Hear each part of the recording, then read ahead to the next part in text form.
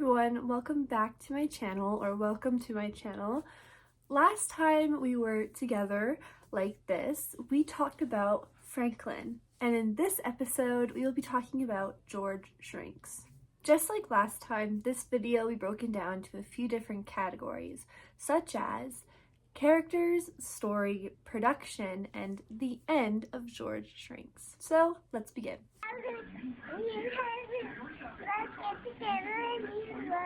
Let's go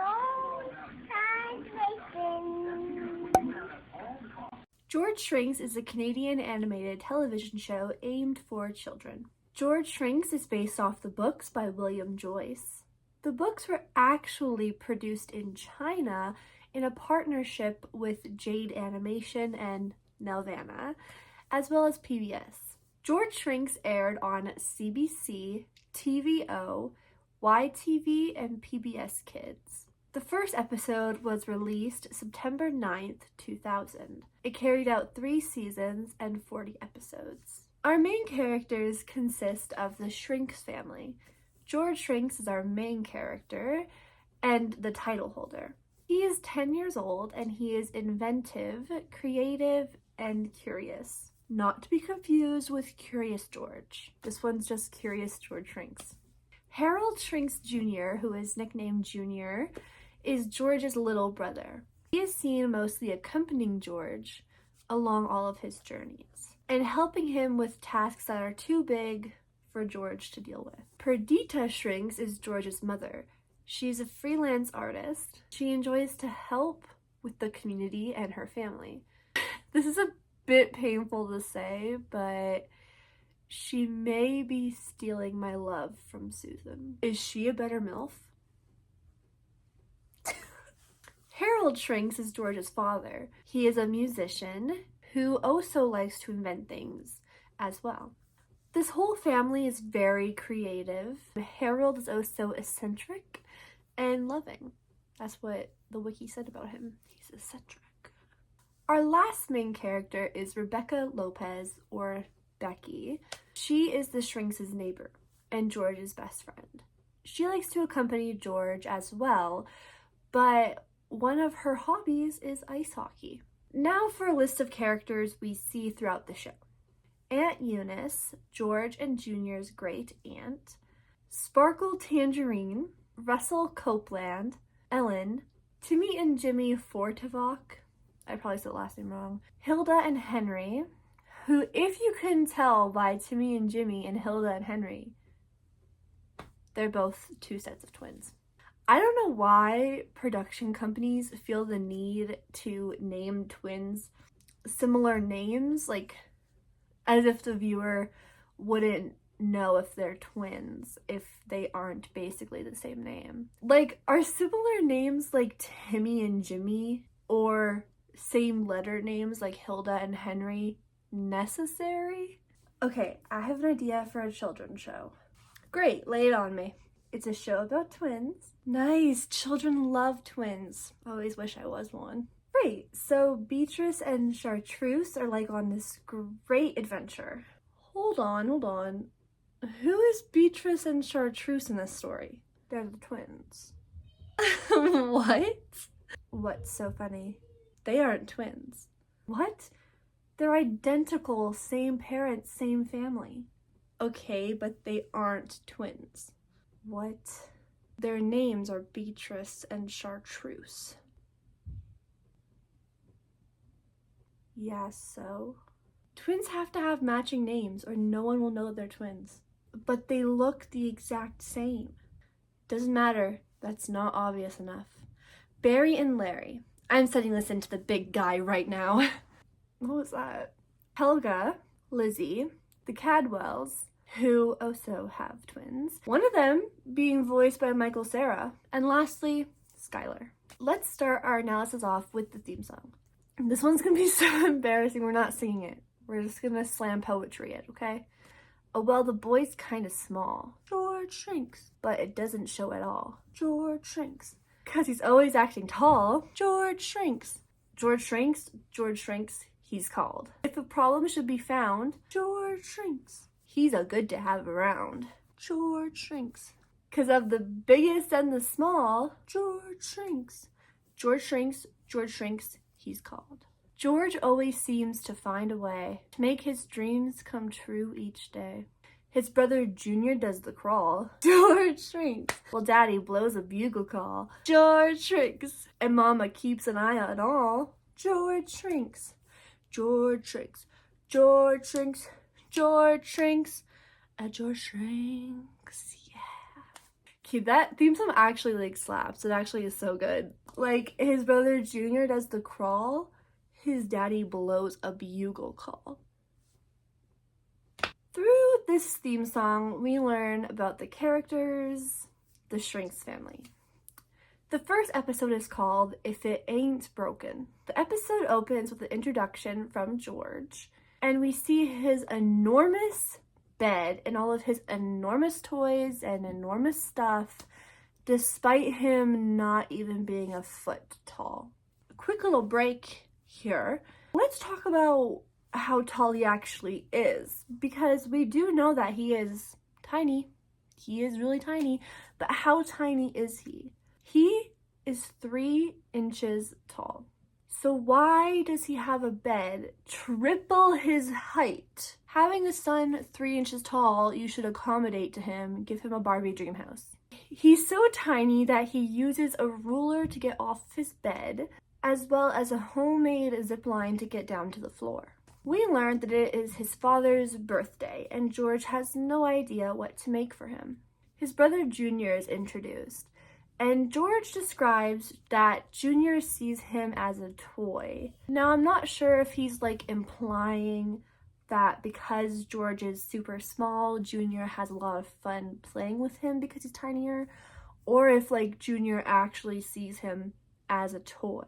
George speeds in his tiny car to the bathroom, using suction cups to climb up to the toilet, which is also huge enough he could view it as the Pacific Ocean. Honestly, I think we can all agree here that being 3 inches tall would suck. Sorry to anyone watching this who is 3 inches tall. But like, I mean, come on! His toothbrush bristles are the size of his face. He uses the sink as a pool and continues to think of what to get for his father's birthday. He also weighs 16 ounces. As George leaves the bathroom, we see his moof of a mother, who we learn used to be a Rockette. Now, George thinks that a Rockette is some kind of female astronaut, but a Rockette is actually a dancing group. They are those dancers who perform that really iconic dance where they stand in a line and they kick their legs out at the same time at the beat of the music. We also meet his father, who is in the middle of creating some instrument. As I was watching this episode, the mother's voice sounded very familiar. The voice actress is Kathleen Lasky, who's actually in a lot of amazing shows such as Wayside, 16, The Doodlebops, and Totally Spies. When I was looking at like the characters, it either would not say the name she was acting as, or it would have like girl. And it's like, okay, it doesn't help me at all. George, Junior, and Perdita work on making breakfast, and afterwards, George sneaks into Perdita's art studio to see what gift she is making for Harold. And whatever she is making reminds me of this thing. Stinky! That not helping him with any ideas, he decides it would be best for him to start with a card. Things go south when George's tractor gets bumped into by Junior, and it goes driving straight into Perdita's art studio, knocking down whatever this is. Junior literally tries to dip. Bye-bye! And they come up with a plan to try and put it back together before Perdita gets home from grocery shopping.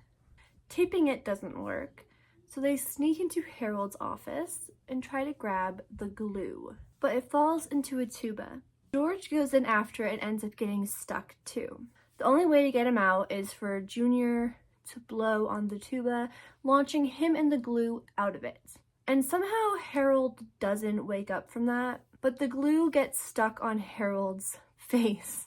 And after George cuts it off, George gets trapped by Harold's hand, and he wishes he was smaller. Junior gets him free by tickling Harold's foot, and the two are off to fix the present. They glue the pieces one by one, using a balloon to help hold it up. Very papier-mâché style. Hearing the balloon pop is what wakes Harold up just in time for Perdita to get home with the cake. Perdita surprises Harold with her gift, and it turns out that whatever this is not the gift. Instead, it's this. George feels disappointed about having his time wasted and not being able to work on his own gift, but Harold ends up loving whatever this is so much that he asks if he could have it. The episode ends with George feeling pretty proud of himself until Harold ends up breaking it again. So I was hoping the first episode would kind of tell us why George is 3 inches tall, if it was just how he was born, or if it was some kind of Danny Phantom thing where he was turned into 3 inches tall. So because it didn't tell us, I decided to do my own research on the topic. In the books, George is actually a normal height for a 10-year-old boy and has the ability to become miniaturized temporarily. He uses this ability during problems that he wants to have solved, and by the end of the book, he goes back to being whatever height he was before. In the show, however, it does not talk about that at all, and we actually never know why he is that height. So you can only really guess that he was born that way. While looking at theories of the show, I saw a lot of people all agree on this one theory where it's all just a dream. There was one episode where George had a dream where he is a normal height for a 10-year-old boy. And in one of the books, he has a dream where he is permanently 3 inches tall.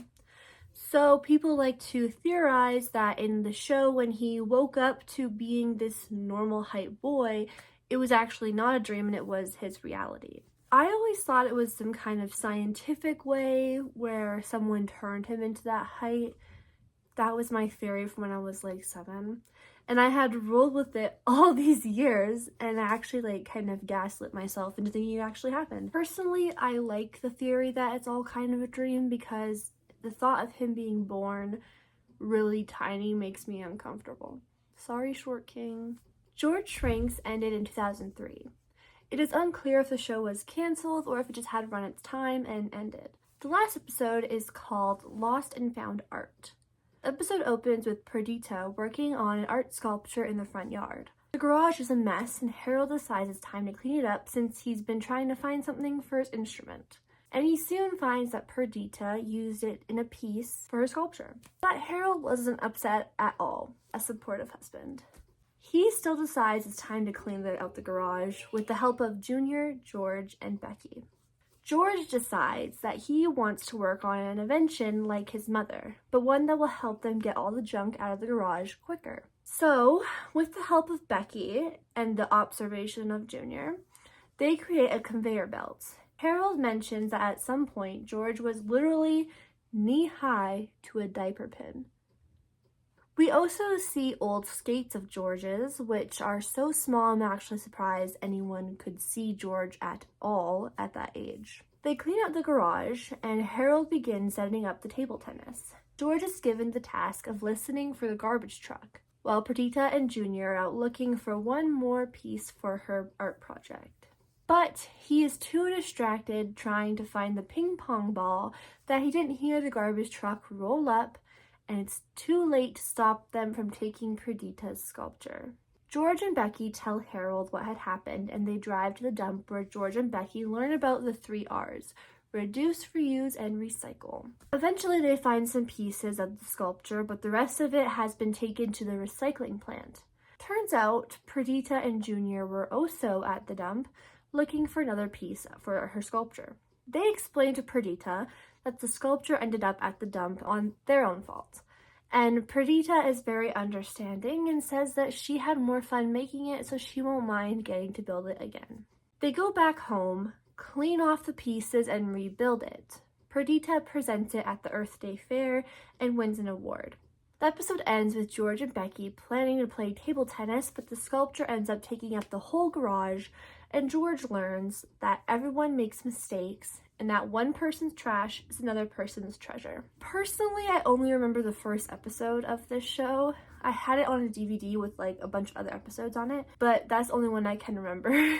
But I enjoy getting to watch it again. Although George Shrinks wasn't one of my favorite shows growing up, I can appreciate it for its creativity and its good lessons. All episodes are available to watch on Treehouse TV here on YouTube if you guys wanted to watch it. All the sources I use will be linked in the description below. Let me know if you've enjoyed this and if there's any other shows you'd like for me to talk about. Bye!